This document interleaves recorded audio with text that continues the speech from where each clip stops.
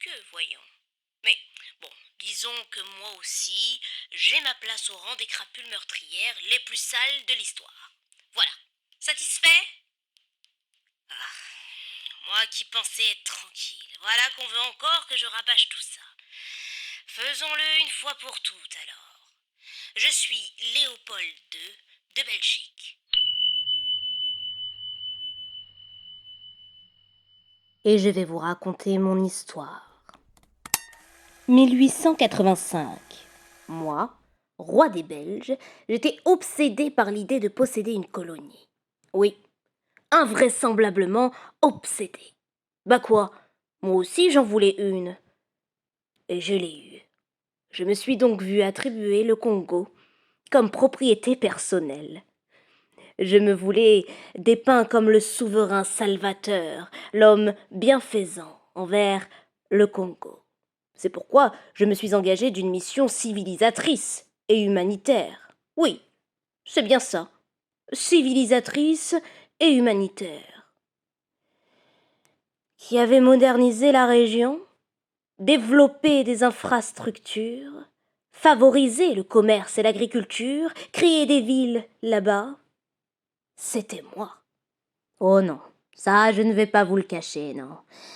Dans le même temps, j'ai fait main basse sur les richesses locales, le caoutchouc et l'ivoire, m'arrogeant dès 1891 le monopole de leur exploitation. Ah, j'avais bon dans mon Congo, plutôt 2 fois qu'une. Et maintenant, passons aux choses sérieuses. L'administration de l'État indépendant du Congo a dû organiser alors un système répressif, brutal et sauvage pour faire travailler les populations autochtones. Il fallait les dresser. Massacre de masse, torture et châtiment corporel, asservissement, villages rasés, sans penser aux indigènes qui cherchaient à se soustraire au travail forcé. Je ne leur ai rien épargné. Je les voyais. Ces petits morveux, ils ne récoltaient pas assez de caoutchouc ou ne rapportaient pas suffisamment de points d'ivoire. Non mais... La punition la plus répandue? Cette question n'est pas une colle pour moi. C'était la section de la main. Oui. Si le village ne rendait pas la quantité de caoutchouc dont on avait besoin, on prenait les mâles et... bam! On leur coupait la main. La deuxième fois, on leur coupait l'autre main. Voilà. Si la famille continuait à ne pas donner le caoutchouc, alors là, c'était la fin, hein. On les tuait. Oui. Mais tout ça a fini par être su par tous. Fini nos redressements Stumlinks. Parce qu'en 1896, la presse internationale révèle nos agissements.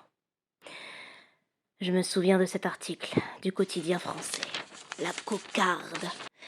Il n'est question en ce moment dans la presse de toute l'Europe que des atrocités commises au Congo par les Belges, travail forcé des indigènes dont les villages sont incendiés quand ils n'apportent pas assez de caoutchouc.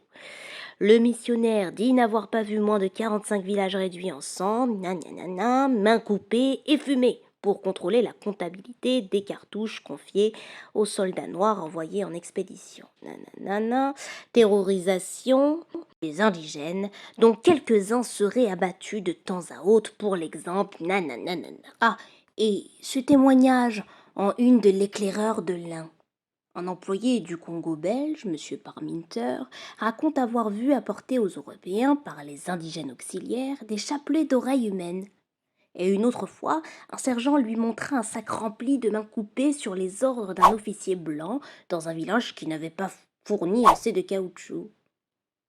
J'étais un civilisateur, moi. L'ordre devait régner.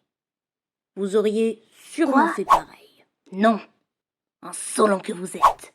Je suis un réformateur incompris. J'ai relevé le Congo avec les tripes pour faire d'elle une nation digne d'une nation.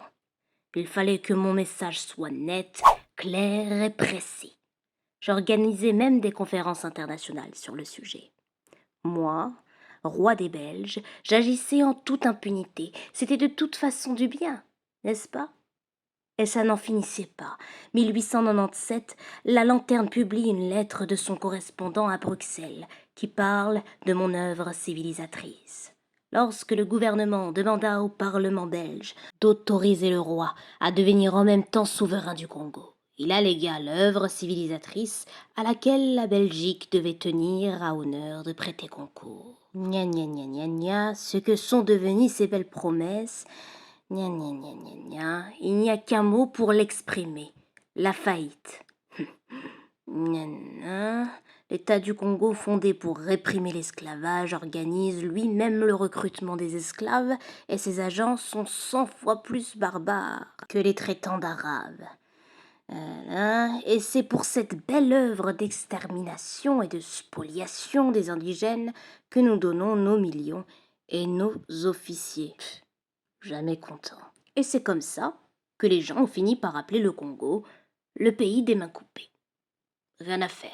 J'usais et abusé de manœuvres pour manipuler la presse en arrosant ses interlocuteurs. Mais rien à faire, je vous dis. Le scandale fut mondial et a donné lieu à une campagne pour les droits de l'homme. Jusque-là, inédite, paraît-il. Croyez-moi, le Congo n'a pas été le seul pays où la colonisation a été sanglante. Mais ils ont dit que le nombre des victimes a été tel qu'il a montré un systématisme inégal. Moi, je préférais les ignorer et continuer. Après tout, nous sommes devenus riches. Un point, c'est tout. Vous comprendrez que peu avant ma mort, j'ai brûlé toutes les archives belges qui pouvaient me compromettre. Vous ne saurez jamais toute la vérité. Certains documents sont restés secret défense jusque dans les années 1980. Alors oui, on m'a traité de tous les noms avant ma mort et bien après.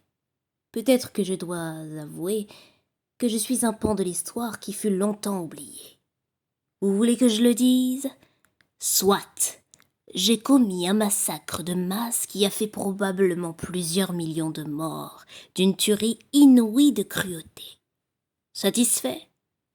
Mais je tiens à ajouter, que vous le vouliez ou non, ce système a permis au royaume belge de jouir des richesses économiques que procurait le Congo.